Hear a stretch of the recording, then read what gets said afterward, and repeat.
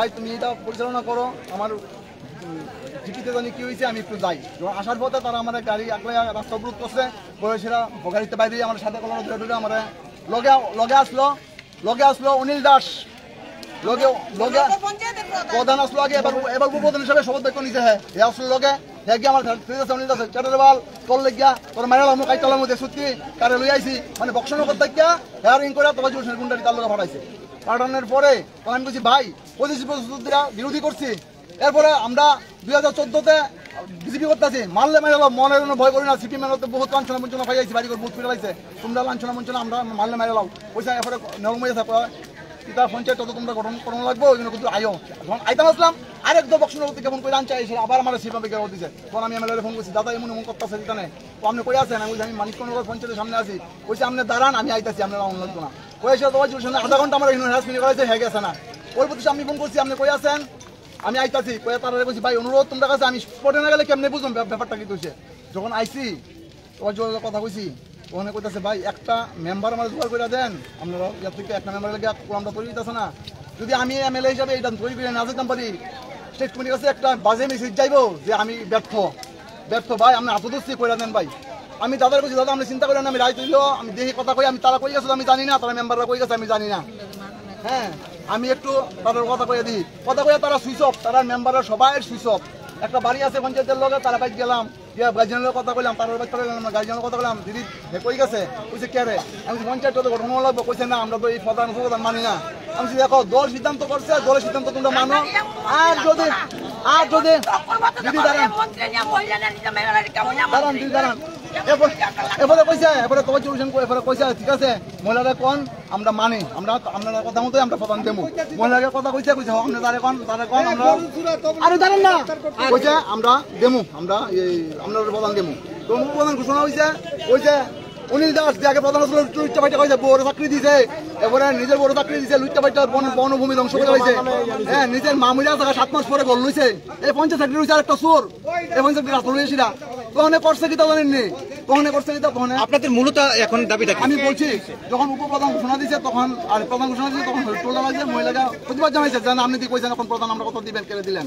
মহিলারা কেন্দুলা করে ঢিল দিয়া পাঁচা দূরে ফেলা দিয়েছে, মহিলা এমনি ফাইটটা রক্ত উঠছে। মহিলার ভাই লোকে আসলো, ভাই গেছে উনি কি প্রধান পদপ্রার্থী ছিলেন? আমি কোন ছিলাম না, আমি অক্ষর মন্ডলের বাইক ছিলাম, সংগঠনে আছি। না না উনি মহিলা ছিল না, মহিলা পদপ্রার্থী ছিল না। তখন ওই মহিলার তো হসপিটাল নিয়ে গেছে, তখন এই শঙ্কর দেব মহিলার ভাই হেজন তাদের কাছে ভাইয়েরা হেরো মারছে, হেরা আমি বাজাতে বুঝতে পারি আমার দইরা মারছে। তখন আমি তোমার যদি দেখলাম ভাবছি দাদা এটা কি হইতাছে, একটু আমি সামনে দেখতেছি এটা কি হইতাছে, কি প্রমাণ করতেছে। ওই যে চুদির পথ চুপ কর, তোরা রাজনীতি শিখামু, আমার নাম তোমার জলুসেন, আমার নাম তোমার জলুসেন বুঝবি।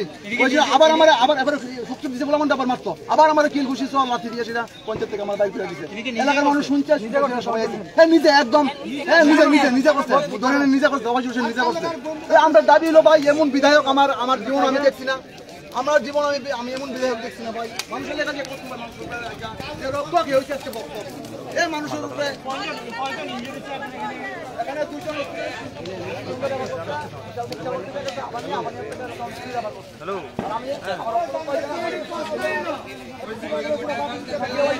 আমাদের দাবি দোকান বন্ধ করে আছি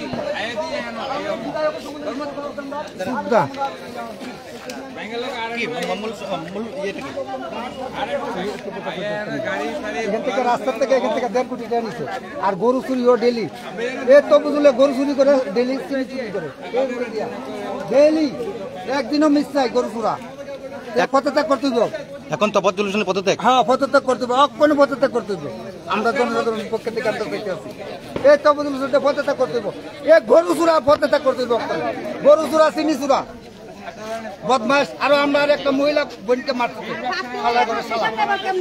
হ্যাঁ মহিলাদের মারতে এমএল শালা গরু চুরা এমএল শালা চিনি চুরা গরু চুরা। আর তো বস্তা পিছা 25 টাকা 30 টাকা 50 টাকা 30 টাকা ডেলি 50 টাকা বস্তা পিছা 50 টাকা বিশাল করতে গেল। আর এই রুটের লেগে বলে 1.5 কোটি টাকা, এই রুটের লেগে ওই বসকন করবি 1.5 কোটি টাকা ঠিক আছে।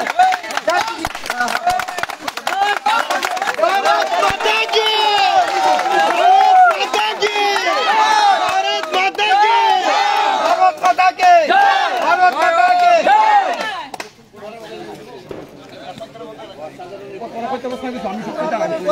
না তো ও কইবে না মাংস বাইতে গেছে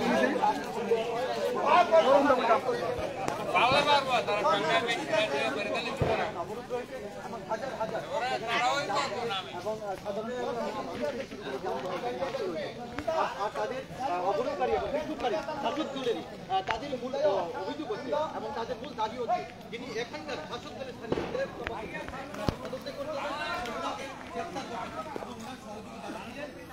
এই ঘটনার পরিপ্রেক্ষিতে রাস্তার দুধারে যান চলাচল স্তব্ধ। রাস্তার দুধারে প্রায় শতাধিক গাড়ি আটকে পড়েছে। আর আপনারা দেখতে পাচ্ছেন এখানে শত শত লোকের জমায়েত হয়েছে।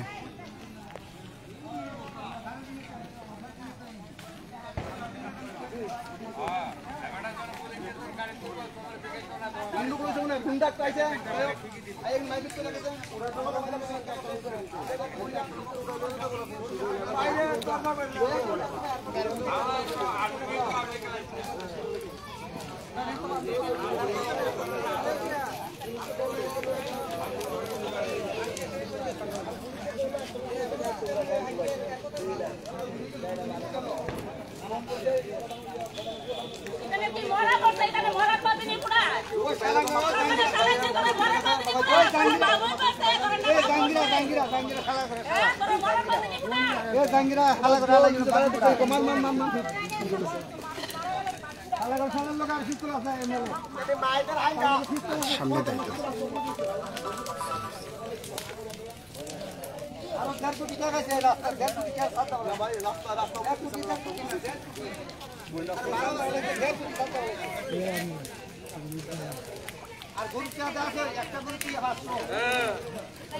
রাস্তা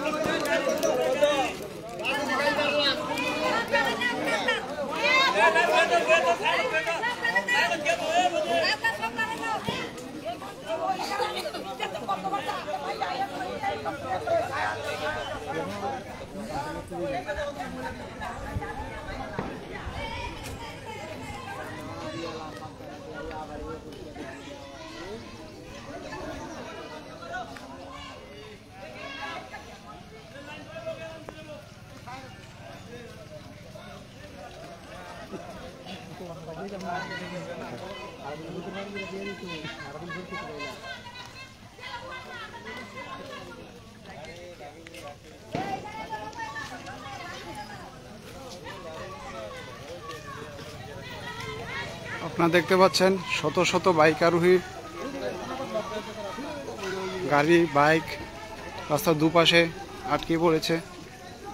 তাদের দাবি এখন এমএলএ কে অ্যারেস্ট করতে হবে।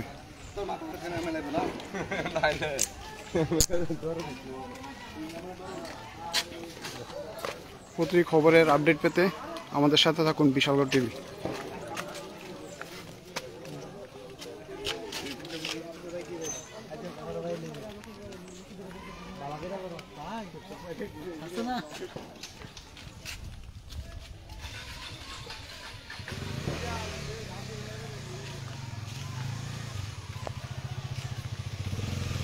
আপনারা দেখতে পাচ্ছেন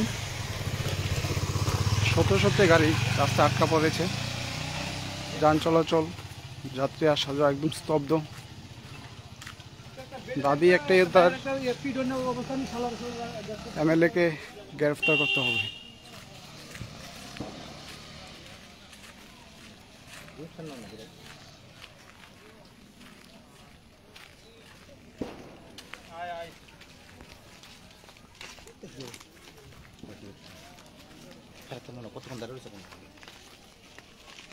কতক্ষণ ধরে এখানে দাঁড়িয়ে আছেন? একটু দাদা, আমি তো এখন দাঁড়াইছি প্রায় 25 মিনিট ধরে দাঁড়িয়ে আছি এখানে।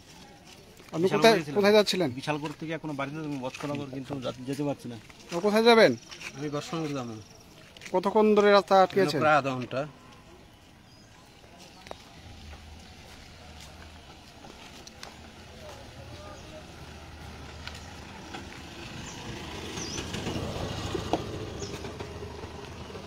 কোথায় যাবেন? কতক্ষণ ধরে আছেন আটকে? ঘন্টা 1.5 ঘন্টা। এখানে আটকে রয়েছেন, কি কারণে ঠিক জানতে পারছেন? সামনে কি হয়েছে প্রবলেমটা জানছি না, এটা পঞ্চায়েত নিয়ে হবে তারা। আপনারা দেখছেন গাড়ি বাইক চলাচল করছে না, অপেক্ষা করে লোক হেঁটে হেঁটে যাওয়ার চেষ্টা করছে। দাদা 1.5 ঘন্টা করে দাঁড়া রয়েছি, রাস্তার দিকে আটকে রাখছি। 1.5 ঘন্টা? হ্যাঁ যাত্রীরা একটু কষ্টে আছে না? যাত্রা খুব কষ্ট আছে, অনেক কিছু একটা করেন না, কি করেন যায় না, যে ক্ষুদাও লাগছে, ক্ষুদার লেগে হয়েছে, মালটা নষ্ট হয়ে যাবে। 1.5 ঘন্টা দাঁড়া রয়েছি, আবার যাই আবার রুগীর টিপ দেওয়া যায়, রুগী আছে, বিশাল করে রুগী আছে, লইয়া আবার যাইতে তখন এগুলো না যেতে আমি যাবো কেন।